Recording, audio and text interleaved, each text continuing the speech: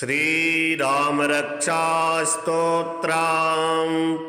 ओम अस्य श्री राम रक्षा स्तोत्र मंत्रस्य बुधकौशिक ऋषिः श्री सीतारामचंद्रो देवता अनुष्टुप् छन्दः सीता शक्तिः श्रीमद् हनुमान कीलकम् श्रीरामचंद्र प्रीत्यर्थे राम रक्षा स्तोत्र जपे विनियोगः। ध्यायेदाजानुबाहुं धृतशरधनुषं बद्धपद्मासनस्थं पीतं वासुवसानं नवकमलदल स्पर्धिनेत्रं प्रसन्नं वामाङ्कारूढसीतामुखकमलमिल्लोचनं नीरदाभं नानालङ्कारदीप्तं दधतमुरजटामण्डनं रामचन्द्रम् चरितं रघुनाथस्य शतकोटिप्रविस्तरम् एकैकमक्षरं पुंसां महापातकनाशनं ध्यात्वा नीलोत्पलश्यामं रामं राजीवलोचनं जानकीलक्ष्मणोपेतं जटामुकुटमण्डितं शाशीतूणधनुर्बाण पाणिं नक्तं चरान्तकं स्वलीलया जगत्त्रातुर्माविर्भूतमजं विभुं राम रक्षां पठेत् प्राज्ञः पापघ्निः सर्वकामदां शिरो मे राघवः पातु भालां दशरथात्मजः कौसल्येयो दृशो पातु विश्वामित्रः प्रियः श्रुति घ्राणं पातु मखत्राता मुखं सौमित्रिवत्सलः जिह्वां विद्यानिधिः पातु कंठं भरतवन्दितः स्कन्धो दिव्यायुधः पातु भुजौ भग्नेशकारमुखः करौ सीतापतिः पातु हृदयं दामदग्नजित् मध्यं पातु खरध्वंसे नाभिं जाम्बवदाश्रयः सुग्रीवेशः कटी पातु सक्तनिहनमत्प्रभुः उरुरघुत्तमः पातु रक्षः कुलविनाशकृत् जानुनिषेत्कृत् पातु जङ्गे दशमुखान्तकः पादो विभीषणः श्रीद पातु रामोऽखिलं वपुः एतां रामबलोपेतां रक्षां यः सुकृति पठेत् स्वचिरायुः सुखी पुत्रे विजयी विनयी भवेत् पातालभूतलव्योम चारणच्छद्मचारिणः न दृष्टुमपि शस्तास्ते रक्षितं रामनामभिः रामेति रामभद्रेति रामचन्द्रेति वा स्मरन् नरो न लिप्यते पापैः भुक्तिं मुक्तिं च विन्दति जगज्जयत्रैकमन्त्रेण रामनाम्नाभिरक्षितां यः कण्ठे धारयेत् तस्य करस्थाः सर्वसिद्धयः वज्रपञ्जरनामेदं यो रामकवचं स्मरेत् अव्याहताज्ञा सर्वत्र लभते जयमङ्गलम् आदिष्टवान् यथा स्वप्ने राम रक्षामिमां हरः तथा लिखितवान् प्रातः प्रबुद्धो बुधकौशिकः आरामः कलवीक्षाणां विरामः शकलापदाम् अविरामस्त्रिलोकानां रामः श्रीमान् सनप्रभु तरुणो रूपसम्पन्नौ सुकुमारौ महाबलौ पुण्डरीकविशालाक्षौ चिरकृष्णाजिनाम्बरौ फलमूलासिनौ दान्तौ तापसौ ब्रह्मचारिणौ पुत्रौ दशरथश्चैतौ भ्रातरौ रामलक्ष्मणौ शरण्यौ सर्वसत्त्वानां श्रेष्ठौ शरधनुष्मतां रक्षः कुलनिहन्तारौ त्रायितां नो रघुत्तमौ आत्मसज्जधनुषा विशिस्पृशा वक्ष्या शृङ्गनिशङ्गसङ्गिनौ रक्षणाय मम रामलक्ष्मणा वग्रतः पति सदैव गच्छताम् सन्नद्धः कवची खड्गे चापबाणधरो युवा गच्छन् मनोरथोऽस्माकं रामापातु स लक्ष्मणः रामो दाशरथिः शूरो लक्ष्मणानुचरो बली काकुत्सः पुरुषः पूर्णः कौसल्येयो रघुत्तमः वेदान्तवेदो यज्ञेशः पुराणपुरुषोत्तमः जानकीवल्लभः श्रीमान् अप्रमेयपराक्रमः इत्येतानि च वैनित्यं मद्भक्तः श्रद्धयान्वितः अश्वमेधाधिकं पुण्यं सम्प्राप्नोति न संशयः। रामं दुर्वादलश्यामं पद्माक्षं पीतवाससं स्तुवन्ति नामभिर्दिव्यैर्न ते संसारिणो नराः। रामं लक्ष्मणपूर्वजं रघुवरं सीतापतिं सुन्दरं काकुत्स्थं करुणालभं गुणनिधिं विप्रप्रियं धार्मिकं राजेन्द्रं सत्यसन्धं दशरथतनयं श्यामलं शान्तिमूर्तिं वन्दे लोकाभिरामं रघुकुलतिलकं राघवं रावणारिं। रामाय रामभद्राय रामचन्द्राय वेधसे रघुनाथाय नाथाय सीतायाः पतये नमः। श्रीराम राम रघुनन्दन राम राम श्रीराम राम भरताग्रज राम राम श्रीराम राम रणकरकस राम राम श्रीराम राम शरणं भव राम राम।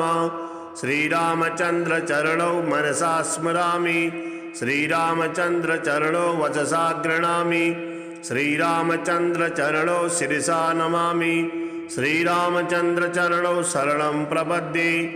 माता रामो मत्पिता रामचन्द्रः स्वामी रामो मत्सखा रामचन्द्रः सर्वस्वं मे रामचन्द्रो दयालुर्नान्यं जाने नैव जाने न जाने। दक्षिणे लक्ष्मणो यस्य वामे तु जनकात्मजा पुरुतुर्मारुतिर्यस्य तं वन्दे रघुनन्दनं। लोकाभिरामं रणरङ्गधीरं राजीवनेत्रं रघुवंशनाथं कारुण्यरूपं करुणाकरन्तं श्रीरामचन्द्रं शरणं प्रपद्ये।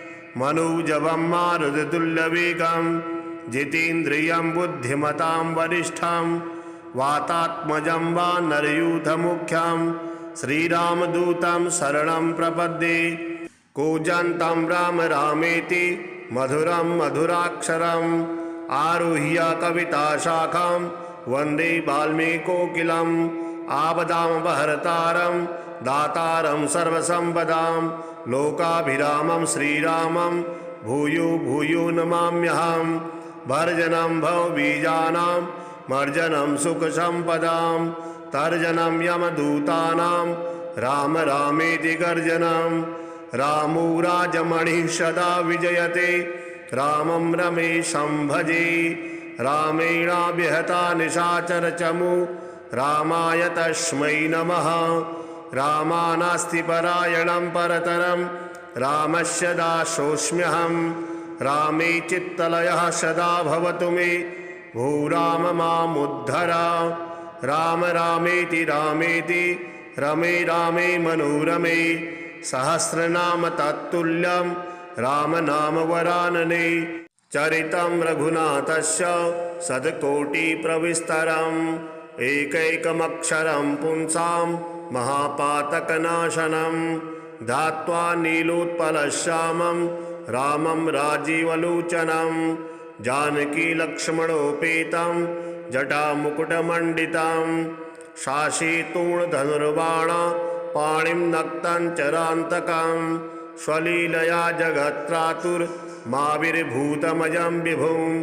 रामरक्षां पठेत् प्राज्ञः पापघ्निः सर्वकामदां शिरो मे राघवः पातु भालं दशरथात्मजः। कौसल्येयो दृशो पातु विश्वामित्रः प्रियः श्रुति घ्राणं पातु मखत्राता मुखं सौमित्रिवत्सलः।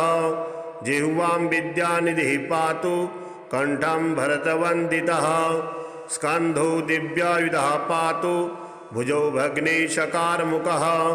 करौ सीतापतिः पातु हृदयं दामदग्नजित्। मध्यं पातु खरध्वंसे नाभिं जाम्बवदाश्रयः।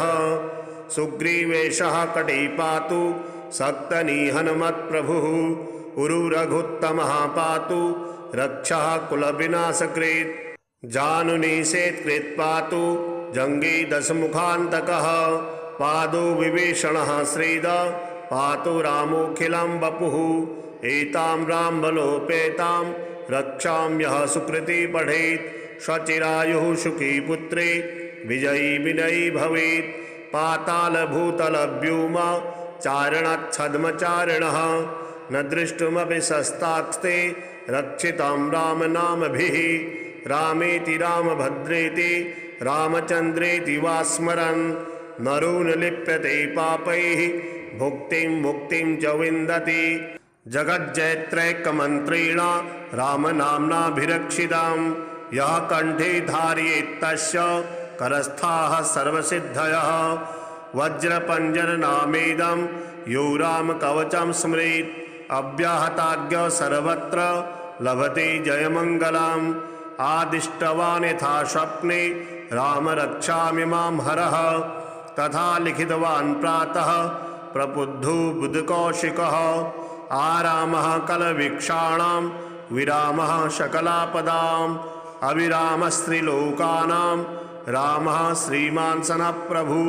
तरुणो रूपसम्पन्नौ सुकुमारौ महाबलौ पुण्डरीकविशालाक्षौ चिरकृष्णाजिनाम्बरौ फलमूलासिनौ दान्तौ तापसौ ब्रह्मचारिणौ पुत्रौ दशरथश्चैतौ भ्रातरौ रामलक्ष्मणौ शरण्यौ सर्वसत्त्वानां श्रेष्ठौ शरधनुष्मतां रक्षः कुलनिहन्तारौ त्रायितां नो रघुत्तमौ आत्मसज्जधनुषा विशिस्पृशा वक्ष्या शृङ्गनिशङ्गसङ्गिनौ रक्षणाय मम रामलक्ष्मणा वक्रतः पति सदैव गच्छताम्। सन्नद्धः कवची खड्गे चापबाणधरो युवा गच्छन् मनोरथोऽस्माकं रामापातु स लक्ष्मणः। रामो दाशरथिः शूरो लक्ष्मणानुचरो बली काकुत्सः पुरुषः पूर्णः कौसल्येयो रघुत्तमः। वेदान्तवेदो यज्ञेशः पुराणपुरुषोत्तमः जानकी वल्लभः श्रीमान् अप्रमेयपराक्रमः। इत्येतानि जपै नित्यं मद्भक्तः श्रद्धयान्वितः अश्वमेधाधिकं पुण्यं सम्प्राप्नोति न संशयः। रामं दुर्वादलश्यामं पद्माक्षं पीतवाससं स्तुवन्ति नामभिर्दिव्यैर्न ते संसारिणो नराः। रामं लक्ष्मणपूर्वजं रघुवरं सीतापतिं सुन्दरं काकुत्सं करुणालभं गुणनिधिं विप्रप्रियं धार्मिकं राजेन्द्रं सत्यसन्धं दशरथतनयं श्यामलं शान्तिमूर्तिं वन्दे लोकाभिरामं रघुकुलतिलकं राघवं रावणारिं। रामाय रामभद्राय रामचन्द्राय वेधसे रघुनाथाय नाथाय सीतायाः पतये नमः। श्रीराम राम रघुनन्दन राम राम श्रीराम राम भरताग्रज राम राम श्रीराम राम रणकरकस राम राम श्रीराम राम शरणं भव राम राम। श्रीरामचन्द्र चरणौ मनसा स्मरामि श्रीरामचन्द्र चरणौ वचसा गृह्णामि श्रीरामचन्द्र चरणौ शिरसा नमामि श्रीरामचन्द्र चरणौ शरणं प्रपद्ये। माता रामो मत्पिता रामचन्द्रः स्वामी रामो मत्सखा रामचन्द्रः सर्वस्वं मे रामचन्द्रो दयालुर्नान्यं जाने नैव जाने न जाने। दक्षिणे लक्ष्मणो यस्य वामे तु जनकात्मजा पुरुतुर्मारुतिर्यस्य तं वन्दे रघुनन्दनं। लोकाभिरामं रणरङ्गधीरं राजीवनेत्रं रघुवंशनाथं कारुण्यरूपं करुणाकरन्तं श्रीरामचन्द्रं शरणं प्रपद्ये। मनोजवं मारुततुल्यवेगं जितेन्द्रियं बुद्धिमतां वरिष्ठं वातात्मजं वानरयूथमुख्यं श्रीरामदूतं शरणं प्रपद्ये। कूजन्तं राम रामेति मधुरं मधुराक्षरम् आरुह्य कविताशाखां वन्दे वाल्मीकोकिलम्। आपदामपहर्तारं दातारं सर्वसम्पदां लोकाभिरामं श्रीरामं भूयो भूयो नमाम्यहम्। भर्जनं भवबीजानां मर्जनं सुखसम्पदां तर्जनं यमदूतानां राम रामेति गर्जनं। रामो राजमणिः सदा विजयते रामं रमेशं भजे। रामेणाभिहता निशाचरचमु रामाय तस्मै नमः। रामानास्ति परायणं परतरं रामस्य दासोऽस्म्यहं। रामे चित्तलयः सदा भवतु मे भूराम मामुद्धर। राम रामेति रामेति रमे रामे मनोरमे सहस्रनाम तत्तुल्यं राम नाम वरानने। चरितं रघुनाथस्य सद्कोटिप्रविस्तरम् एकैकमक्षरं पुंसां महापातकनाशनं। ध्यात्वा नीलोत्पलश्यामं रामं राजीवलोचनं। जानकी लक्ष्मणोपेतं जटामुकुटमण्डितं। शाशीतूणधनुर्बाण पाणिं नक्तं चरान्तकं। स्वलीलया जगत्त्रातुर्माविर्भूतमजं विभुं। रामरक्षां पठेत् प्राज्ञः पापघ्निः सर्वकामदां। शिरो मे राघवः पातु भालं दशरथात्मजः। कौसल्येयो दृशो पातु विश्वामित्रः प्रियः श्रुति। घ्राणं पातु मखत्राता मुखं सौमित्रिवत्सलः। जिह्वां विद्यानिधिः पातु कंठं भरतवन्दितः। स्कन्धो दिव्यायुधः पातु भुजौ भग्नेशकारमुखः। करौ सीतापतिः पातु हृदयं दामदग्नजित्। मध्यं पातु खरध्वंसी नाभिं जाम्बवदाश्रयः। सुग्रीवेशः कटी पातु सक्तनिहनमत्प्रभुः। उरुरघुत्तमः पातु रक्षः कुलविनाशकृत्। जानुनिषेत्कृत् पातु जङ्गी दशमुखान्तकः। पादो विभीषणः श्रीद पातु रामोऽखिलं वपुः। एतां रामबलोपेतां रक्षां यः सुकृती पठेत्। स्वचिरायुः सुखी पुत्री विजयी विनयी भवेत्। पातालभूतलव्योमा चारणच्छद्मचारिणः। न दृष्टुमपि शस्तास्ते रक्षितं रामनामभिः। रामेति रामभद्रेति रामचन्द्रेति वा स्मरन् नरो न लिप्यते पापैः भुक्तिं मुक्तिं च विन्दति। जगज्जयत्रैकमन्त्रेण रामनाम्नाभिरक्षितां यः कण्ठे धारयेत् तस्य करस्थाः सर्वसिद्धयः। वज्रपञ्जरनामेदं यो रामकवचं स्मरेत् अव्याहताज्ञा सर्वत्र लभते जयमङ्गलम्। आदिष्टवान् यथा स्वप्ने राम रक्षामि मां हरः। तथा लिखितवान् प्रातः प्रबुद्धो बुधकौशिकः। आरामः कलवीक्षाणां विरामः शकलापदाम्। अविरामस्त्रिलोकानां रामः श्रीमान् सनः प्रभु। तरुणो रूपसम्पन्नौ सुकुमारौ महाबलौ। पुण्डरीकविशालाक्षौ चिरकृष्णाजिनाम्बरौ। फलमूलासिनौ दान्तौ तापसौ ब्रह्मचारिणौ।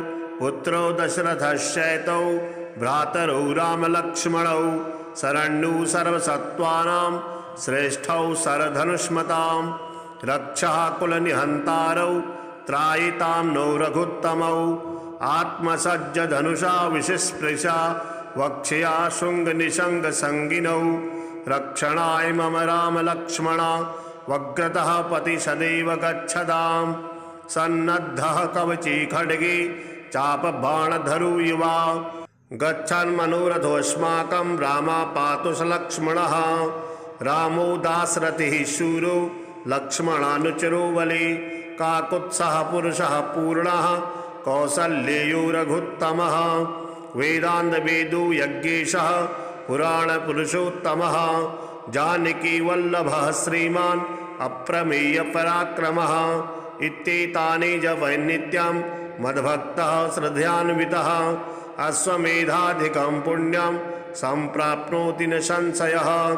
रामं दुर्वादलश्यामं पद्माक्षं पीतवाससं। स्तुवन्ति नामभिर्दिव्यैर्न ते संसारिणो नराः। रामं लक्ष्मणपूर्वजं रघुवरं सीतापतिं सुन्दरं। काकुत्सं करुणालभं गुणनिधिं विप्रप्रियं धार्मिकं। राजेन्द्रं सत्यसन्धं दशरथतनयं श्यामलं शान्तिमूर्तिं। वन्दे लोकाभिरामं रघुकुलतिलकं राघवं रावणारिं रामाय रामभद्राय रामचन्द्राय वेधसे रघुनाथाय नाथाय सीतायाः पतये नमः। श्रीराम राम रघुनंदन राम राम श्रीराम राम भरताग्रज राम राम श्रीराम राम रणकरकस राम राम श्रीराम राम शरणं भव राम राम श्रीरामचंद्र चरणौ मनसा स्मरामि श्रीरामचंद्र चरणौ वचसा गृह्णामि श्रीरामचंद्र चरणौ शिरसा नमामि श्रीरामचंद्र चरणौ शरणं प्रपद्ये। माता रामो मत्पिता रामचंद्रः स्वामी रामो मत्सखा रामचंद्रः सर्वस्वं मे रामचंद्रो दयालुर्नान्यं जाने नैव जाने न जाने। दक्षिणे लक्ष्मणो यस्य वामे तु जनकात्मजा पुरुतुर्मारुतिर्यस्य तं वन्दे रघुनन्दनं। लोकाभिरामं रणरङ्गधीरं राजीवनेत्रं रघुवंशनाथं कारुण्यरूपं करुणाकरन्तं श्रीरामचन्द्रं शरणं प्रपद्ये। मनोजवं मारुततुल्यवेगं जितेन्द्रियं बुद्धिमतां वरिष्ठं वातात्मजं वानरयूथमुख्यं श्रीरामदूतं शरणं प्रपद्ये। कूजन्तं राम रामेति मधुरं मधुराक्षरम् आरुह्य कविताशाखां वन्दे वाल्मीकोकिलम्। आपदामपहर्तारं दातारं सर्वसम्पदां लोकाभिरामं श्रीरामं भूयो भूयो नमाम्यहम्। भर्जनं भवबीजानां मर्जनं सुखसम्पदां तर्जनं यमदूतानां राम रामेति गर्जनं। रामो राजमणिः सदा विजयते रामं रमेशं भजे। रामेणाभिहता निशाचरचमु रामाय तस्मै नमः। रामानास्ति परायणं परतरं रामस्य दासोऽस्म्यहं।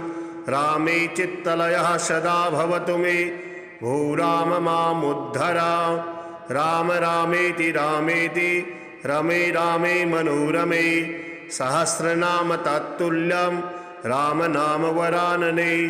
चरितं रघुनाथस्य शतकोटिप्रविस्तरम् एकैकमक्षरं पुंसां महापातकनाशनं धात्वा नीलोत्पलश्यामं रामं राजीवलोचनं। जानकी लक्ष्मणोपेतं जटामुकुटमण्डितं शाशीतूणधनुर्बाण पाणिं नक्तं चरान्तकं स्वलीलया जगत्त्रातुर्माविर्भूतमजं विभुं। राम रक्षां पठेत् प्राज्ञः पापघ्निः सर्वकामदां शिरो मे राघवः पातु भालां दशरथात्मजः। कौसल्येयो दृशो पातु विश्वामित्रः प्रियः श्रुति घ्राणं पातु मखत्राता मुखं सौमित्रिवत्सलः। जिह्वां विद्यानिधिः पातु कंठं भरतवन्दितः स्कन्धो दिव्यायुधः पातु भुजौ भग्नेशकारमुखः। करौ सीतापतिः पातु हृदयं दामदग्नजित् मध्यं पातु खरध्वंसे नाभिं जाम्बवदाश्रयः। सुग्रीवेशः कटी पातु सक्तनिहनमत्प्रभुः उरुरघुत्तमः पातु रक्षः कुलविनाशकृत्।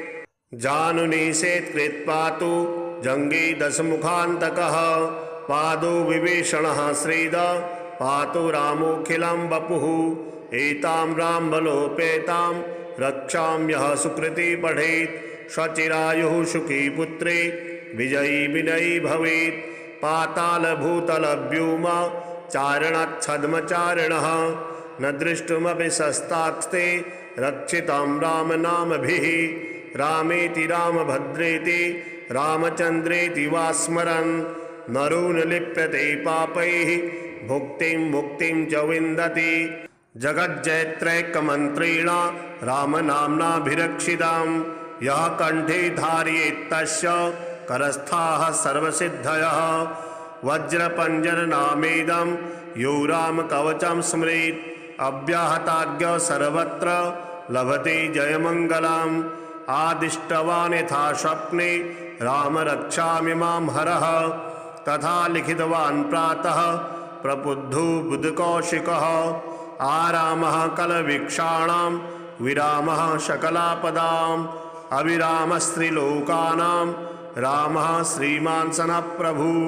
तरुणो रूपसम्पन्नौ सुकुमारौ महाबलौ पुण्डरीकविशालाक्षौ चिरकृष्णाजिनाम्बरौ फलमूलासिनौ दान्तौ तापसौ ब्रह्मचारिणौ पुत्रौ दशरथश्चैतौ भ्रातरौ रामलक्ष्मणौ शरण्यौ सर्वसत्त्वानां श्रेष्ठौ शरधनुष्मतां रक्षः कुलनिहन्तारौ त्रायितां नो रघुत्तमौ आत्मसज्जधनुषा विशिस्पृशा वक्ष्या शृङ्गनिशङ्गसङ्गिनौ रक्षणाय मम रामलक्ष्मणा वग्रतः पति सदैव गच्छताम् सन्नद्धः कवची खड्गे चापबाणधरो युवा गच्छन्मनोरथोऽस्माकं रामापातु स लक्ष्मणः रामो दाशरथिः शूरो लक्ष्मणानुचरो बले काकुत्सः पुरुषः पूर्णः कौसल्येयो रघुत्तमः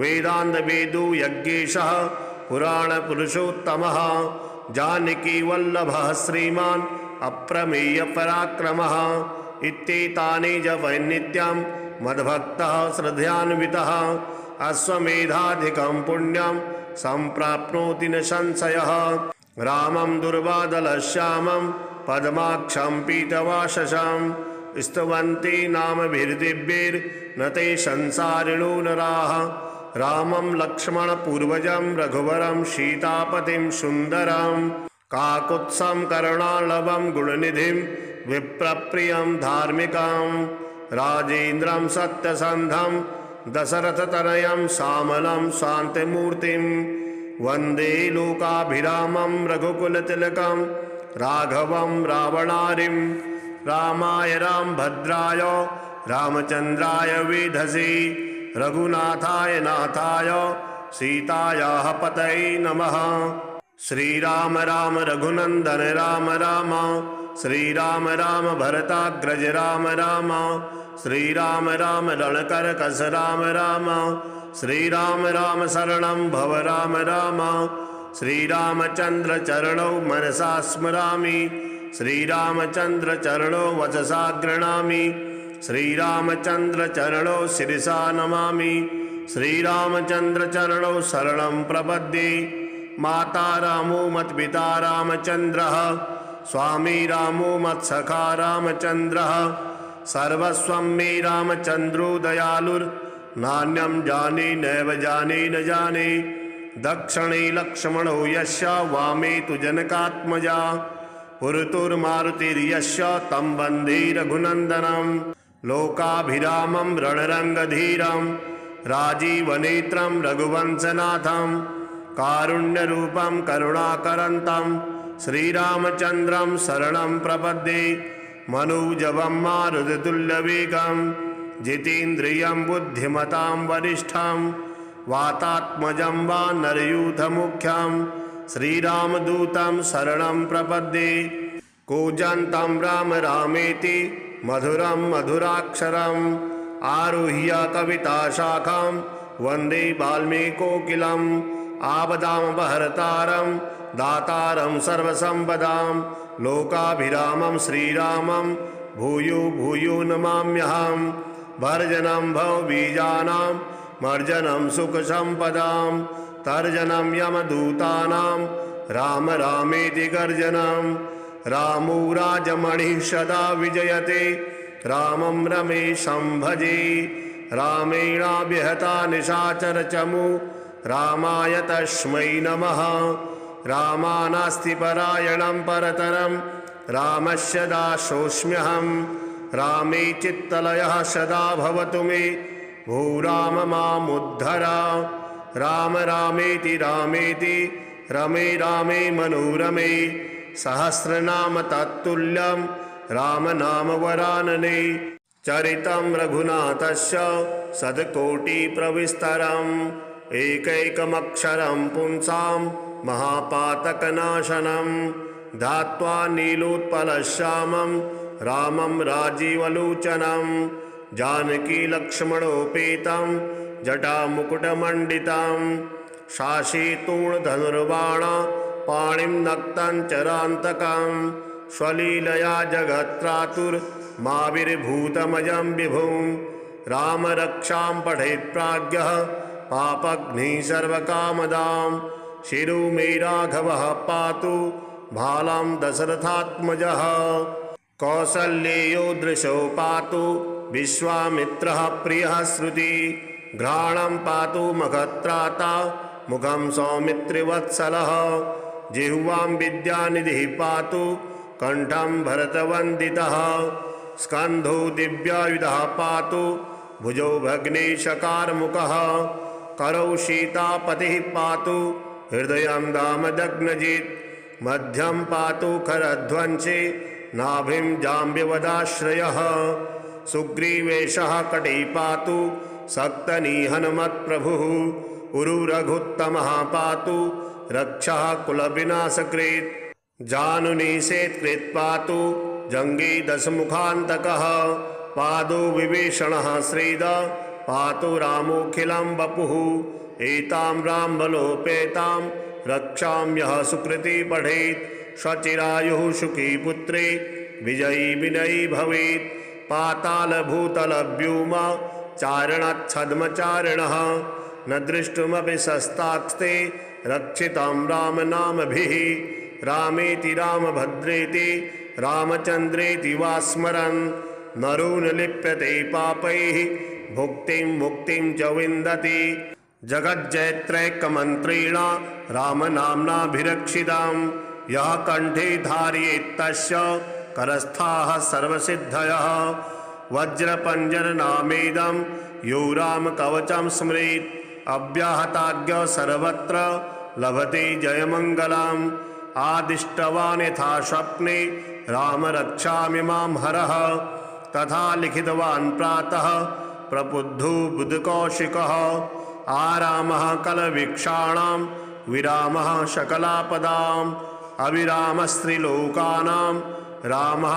श्रीमान् सनप्रभु तरुणो रूपसम्पन्नौ सुकुमारौ महाबलौ पुण्डरीकविशालाक्षौ चिरकृष्णाजिनाम्बरौ फलमूलासिनौ दान्तौ तापसौ ब्रह्मचारिणौ पुत्रौ दशरथश्चैतौ भ्रातरौ रामलक्ष्मणौ शरण्यौ सर्वसत्त्वानां श्रेष्ठौ शरधनुष्मतां रक्षः कुलनिहन्तारौ त्रायितां नौ रघुत्तमौ आत्मसज्जधनुषा विशिस्पृशा वक्ष्या शृङ्गनिशङ्गसङ्गिनौ रक्षणाय मम रामलक्ष्मणा वग्रतः पति सदैव गच्छताम् सन्नद्धः कवची खड्गे चापबाणधरो युवा गच्छन् मनोरथोऽस्माकं रामा पातु स लक्ष्मणः रामो दाशरथिः शूरो लक्ष्मणानुचरो बली काकुत्सः पुरुषः पूर्णः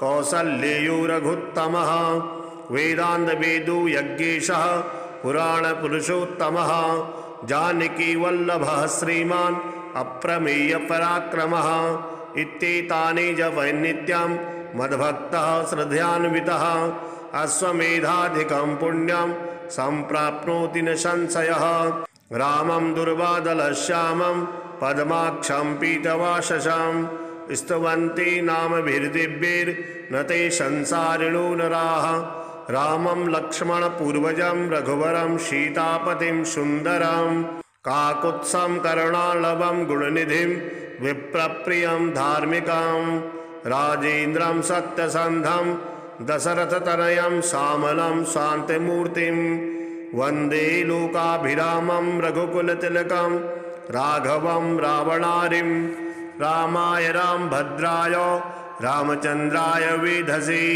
रघुनाथाय नाथाय सीतायाः पतये नमः। श्रीराम राम रघुनंदन राम राम, श्रीराम राम भरताग्रज राम राम, श्रीराम राम रणकरकस राम राम, श्रीराम राम शरणं भव राम राम, श्रीरामचंद्र चरणौ मनसा स्मरामि, श्रीरामचंद्र चरणौ वचसा गृह्णामि, श्रीरामचंद्र चरणौ शिरसा नमामि। श्रीरामचंद्र चरणौ शरणं प्रपद्ये। माता रामो मत्पिता रामचंद्रः, स्वामी रामो मत्सखा रामचंद्रः, सर्वस्वं मे रामचंद्रो दयालुर्नान्यं जाने नैव जाने न जाने। दक्षिणे लक्ष्मणो यस्य, वामे तु जनकात्मजा, पुरतुर्मारुतिर्यस्य तं वन्दे रघुनन्दनं।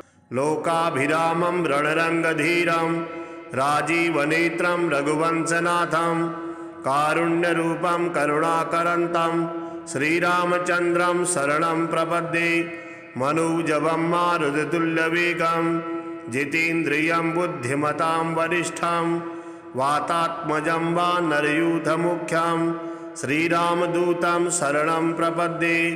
कूजन्तं राम रामेति मधुरं मधुराक्षरम्, आरुह्य कविताशाखां वन्दे वाल्मीकोकिलम्। आपदामपहर्तारं दातारं सर्वसम्पदां, लोकाभिरामं श्रीरामं भूयो भूयो नमाम्यहं। भर्जनं भवबीजानां मर्जनं सुखसम्पदां, तर्जनं यमदूतानां राम रामेति गर्जनं। रामो राजमणिः सदा विजयते, रामं रमेशं भजे। रामेणाभिहता निशाचरचमु, रामाय तस्मै नमः। रामानास्ति परायणं परतरं, रामस्य दासोऽस्म्यहं। रामे चित्तलयः सदा भवतु मे, भो राम मामुद्धर। राम रामेति रामेति रमे रामे मनोरमे, सहस्रनाम तत्तुल्यं राम नाम वरानने। चरितं रघुनाथस्य शतकोटिप्रविस्तरम्, एकैकमक्षरं पुंसां महापातकनाशनं। ध्यात्वा नीलोत्पलश्यामं रामं राजीवलोचनं, जानकी लक्ष्मणोपेतं जटामुकुटमण्डितं। शाशीतूणधनुर्बाण पाणिं नक्तं चरान्तकं, स्वलीलया जगत्त्रातुर्माविर्भूतमजं विभुं। राम रक्षां पठेत् प्राज्ञः पापघ्निः सर्वकामदां, शिरो मे राघवः पातु भालां दशरथात्मजः।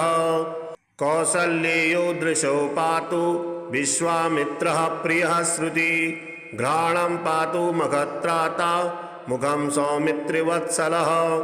जिह्वां विद्यानिधिः पातु कंठं भरतवन्दितः, स्कन्धो दिव्यायुधः पातु भुजौ भग्नेशकारमुखः। करौ सीतापतिः पातु हृदयं दामदग्नजित्, मध्यं पातु खरध्वंसे नाभिं जाम्बवदाश्रयः। सुग्रीवेशः कटी पातु सक्तनिहनमत्प्रभुः, उरु रघुत्तमः पातु रक्षः कुलविनाशकृत्। जानुनिषेत्कृत् पातु जङ्गे दशमुखान्तकः, पादो विभीषणः श्रीद पातु रामोऽखिलं वपुः।